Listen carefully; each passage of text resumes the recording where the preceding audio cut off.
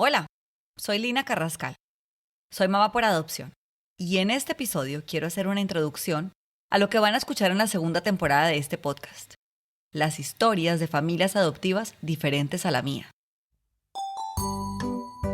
Y bueno, las familias en el mundo, afortunadamente, cada vez somos más diversas y nos reconocemos como tales. Y el ingrediente más importante que necesita una niña o un niño para crecer sano y desarrollarse es respeto y es amor. Y pues no importa de qué tamaño, de qué color, de qué características sea esa familia, si está en esta capacidad de brindar respeto y amor, pues seguramente va a ser un buen entorno para crecer.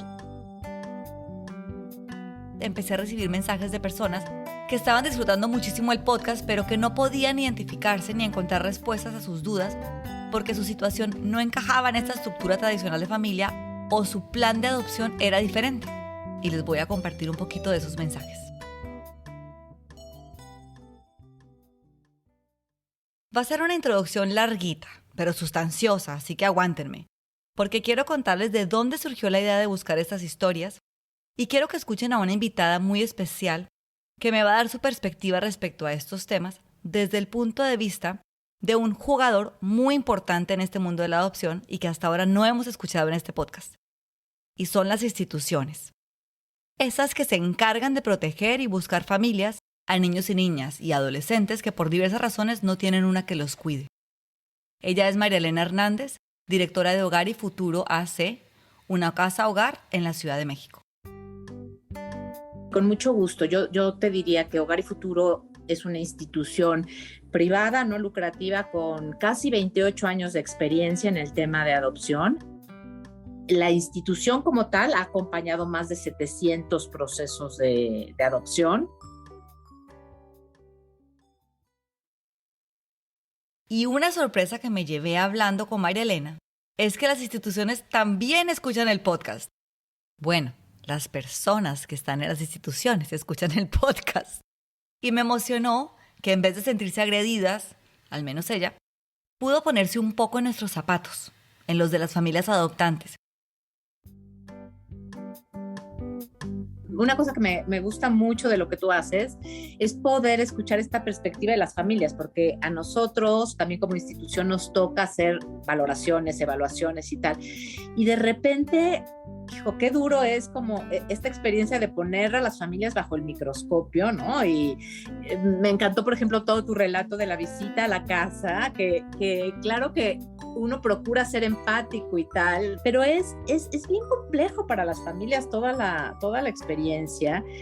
Yo estoy segura que la mayoría de quienes somos mamá o papá biológicos, si nos pasaron por toda esa prueba, pues seguramente reprobaríamos, ¿no? Claro que entiendo muy bien la enorme responsabilidad que tenemos desde las instituciones para que si vamos a enviar a uno de nuestros niños a vivir con una familia, pues tenemos que estar todos muy seguros y tiene que haber muchas miradas. Pero sí es una experiencia muy, muy fuerte. Gracias, María Elena, por entendernos. Pero sí creo que nos sensibiliza distinto también a quienes estamos como profesionales de este lado, escuchar la experiencia de las familias. Creo que es muy importante para ser más empáticos, para ser más cuidadosos, yo creo que en un proceso de adopción, todas las personas tienen que ser cuidadas, ¿no? No solo los niños, y eso incluye el cuidado a las familias. Y si eso lo vamos logrando, quienes tenemos esa responsabilidad, pues haremos mejores procesos entre todos. Nunca jamás quisiera que se pusieran por encima del derecho de los niños los intereses de las familias. Para nada. Pero que puedan empatizar un poquito con nosotros. Entender que estamos del mismo lado, que buscamos igual que ellos, darle a esos niños la mejor familia posible y que podemos hacer equipo en lugar de bandos opuestos, hace la diferencia en un proceso de adopción. Y que este podcast esté abriendo todas esas ventanas y descubriendo todas esas realidades para que la adopción en general se vea beneficiada me parece espectacular.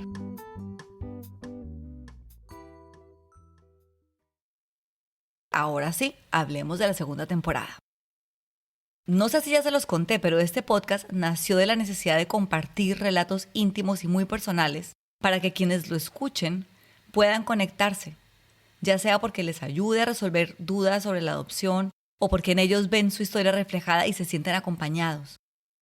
Pero todas las familias que participamos en la temporada anterior nos conformamos partiendo de una pareja, de un hombre y una mujer, que no habíamos podido lograr embarazos y encontramos en la adopción la vía para convertirnos en papás por primera vez. Y además todos recibimos chiquitos de alrededor de 1 año de edad.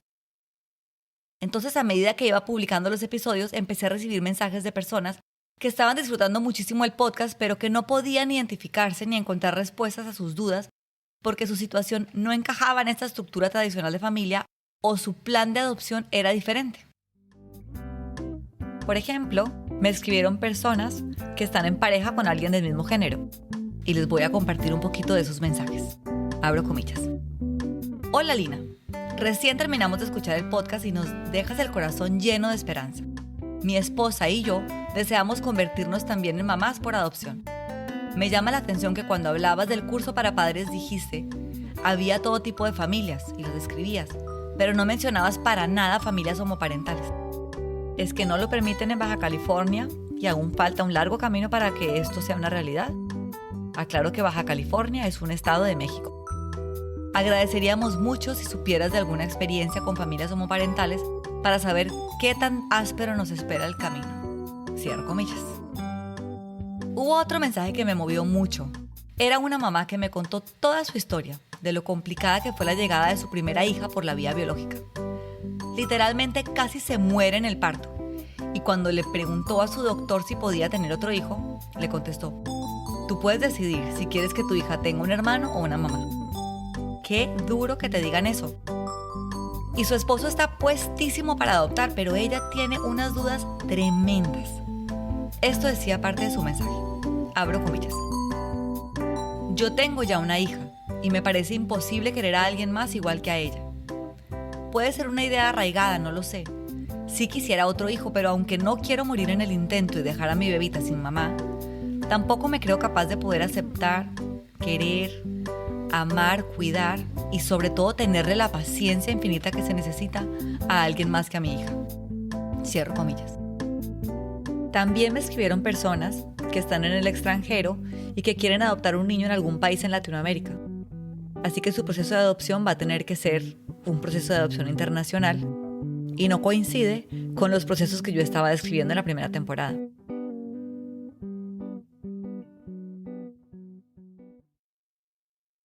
Entonces mensajes como esos me hicieron decidir que la segunda temporada la iba a dedicar a contar las historias de familias adoptivas con una experiencia diferente a la nuestra. Y hablando con María Elena, le encontré todavía más sentido.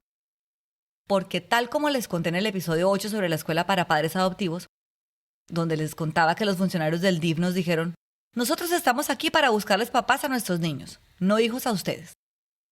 Bueno, María Elena lo dice de manera mucho más bonita, pero en ese punto encontré una razón más para hablar de adopciones en familias no tradicionales, por decirles de alguna forma. Toda la clave del trabajo y como lo hacemos en Hogar y Futuro es no buscamos atender solicitudes de adopción, sino realmente estamos buscando activamente restituir el derecho de vivir en familia de las niñas y niños que por alguna razón desafortunada se quedaron sin este cuidado. Si nosotros queremos buscar una familia para una niña o un niño, es una cosa muy personal, tiene que ver con su historia de vida, con sus características. Y bueno, las familias en el mundo, afortunadamente, cada vez somos más diversas y nos reconocemos como tales. Y el ingrediente más importante que necesita una niña o un niño para crecer sano y desarrollarse es respeto y es amor. Y pues no importa de qué tamaño, de qué color, de qué características sea esa familia, si está en esta capacidad de brindar respeto y amor, pues seguramente va a ser un buen entorno para crecer. Tal vez sea acertado decir que se necesita esta diversidad de familias para la diversidad de personitas que necesitan una familia. Las familias son diversas y cada vez se constituyen de maneras pues que no obedecen al modelo tradicional y yo creo que eso es una ventaja. ¿Por qué? Porque los hijos por adopción son producto siempre de una decisión y nunca de un accidente, como pues nos pudo haber pasado a muchos mamás o papás biológicos que nos convertimos en papás quizá por accidente y no por decisión y no nos preparamos lo suficiente para ello. Necesitamos adultos que puedan entrarle a desafíos complejos, ¿no?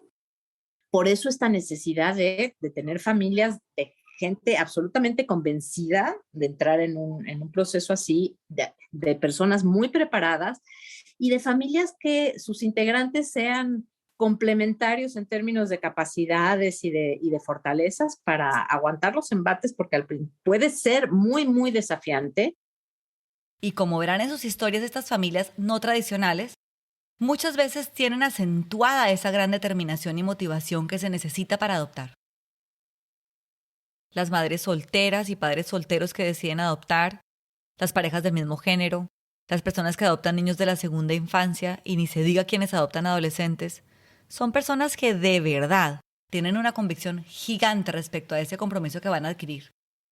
En todos los casos hay al menos una rayita más en el grado de complejidad, porque, por ejemplo, si para mí la experiencia de la maternidad compartida con Walter ha sido de las cosas más difíciles, si no la más difícil que he hecho en la vida, me quito el sombrero ante quienes asumen la parentalidad solitos.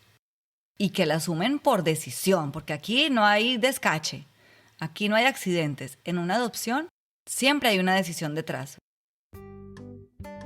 Tenemos en Hogar y Futuro extraordinarias experiencias con mamás solteras que son mujeres excepcionales, fuertes, valientes, inteligentes, trabajadoras y que nos han permitido restituir el derecho a vivir en familia de muchos de nuestros niños.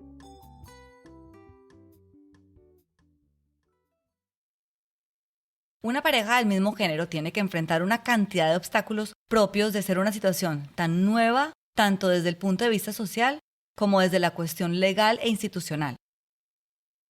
Y adoptar un niño de 6 años es otra película diferente a adoptar un bebé. No es lo mismo que nos llegue un bebito de brazos a casa, a que venga alguien que pues ya tiene mucha claridad en su historia, en lo que pasó antes, en su vida en la institución y en sus apegos en la institución y en fin, todo lo que esto conlleva. Y ni se diga, como ya lo dije, si hablamos de un adolescente. La adopción de grupos de hermanos es otro escenario que presenta sus propios retos. En Hogar y Futuro, por ejemplo, nunca rompemos vínculos fraternos, es decir, si llegan hermanos identificados a la institución, buscamos que siempre se vayan juntos a una familia.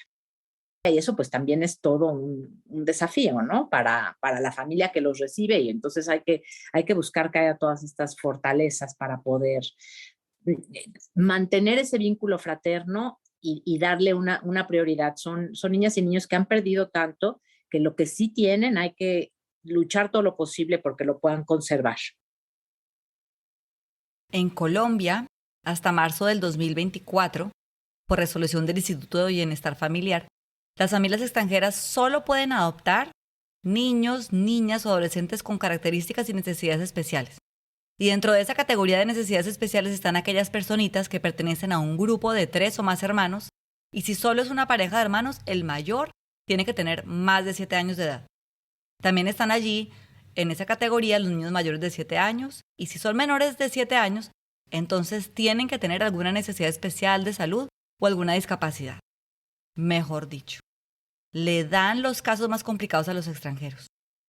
A eso se les conoce como adopciones especiales, justamente por la dificultad de encontrar familias disponibles. Antonio Ferrandis, jefe de adopciones de la Comunidad de Madrid, para no darles el título oficial porque es larguísimo, dijo algo que me ayudó a entender, o más bien a especular, por qué en Europa es más viable que una familia tome el reto de una adopción especial. Dijo, quien desde el primer momento abre sus expectativas a las dificultades, no se enfrenta a la posibilidad del fracaso. Entonces asumo que en esos países donde el tema de la adopción es mucho más abierto que en nuestros países latinoamericanos, la idea romántica de la adopción ha sido reemplazada por una más real, y sus expectativas ya incluyen las dificultades que pueden llegar.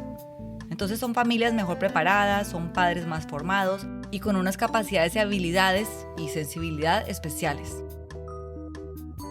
en los comienzos y hasta hace unos 15 años, las adopciones internacionales eran muy frecuentes. Hay muchos niños que estuvieron en Hogar y Futuro que viven en Francia, en Suiza, en España, muchísimos.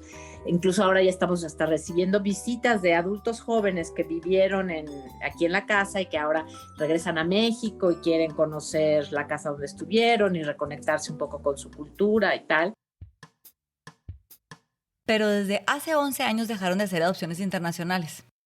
Porque para María Elena uno de los factores claves para el éxito de una adopción, si no es que el factor más importante, especialmente en el caso de niños de 4, 5, 6 años, que son las edades en que ellos entregan a la mayoría de sus niños, es que puede hacerse un vínculo previo a la entrega definitiva del niño o niña a su nueva familia.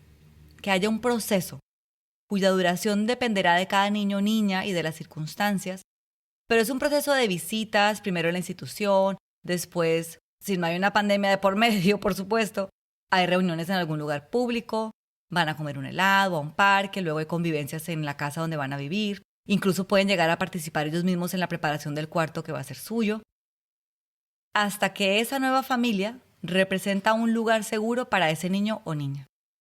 Y las familias extranjeras muchas veces no tienen la posibilidad de quedarse en el país de origen de sus hijos el tiempo necesario para que este proceso de vinculación suceda adecuadamente.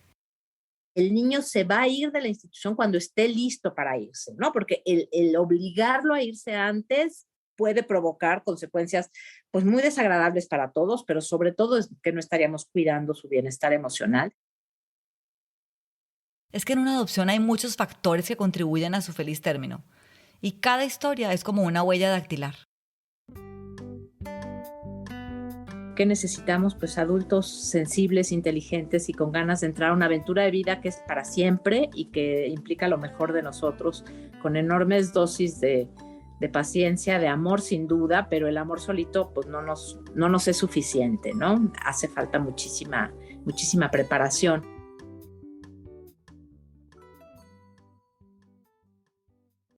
Y esta preparación, esta motivación y disposición tan grande que se necesitan para afrontar la parentalidad, especialmente la parentalidad por adopción, se encuentra en familias tradicionales y en familias no tradicionales.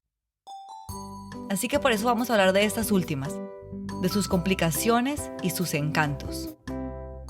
Voy a contarles historias de adopción de familias mixtas, con hijos biológicos y adoptivos, familias monoparentales, donde solo hay un adulto como cabeza de familia, ya sea una mamá o un papá, familias homoparentales, cuyo núcleo es la pareja de personas del mismo género, familias que adoptaron niños de la segunda infancia.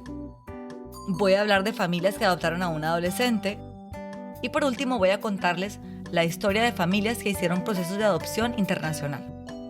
Estoy segura que van a encontrar en ellas información muy valiosa de la que se habla muy poco. En el siguiente episodio van a escuchar la historia de la familia de Iván y Usune. Su modelo de familia es justamente uno de estos modelos diferentes de los que voy a hablar en esta temporada.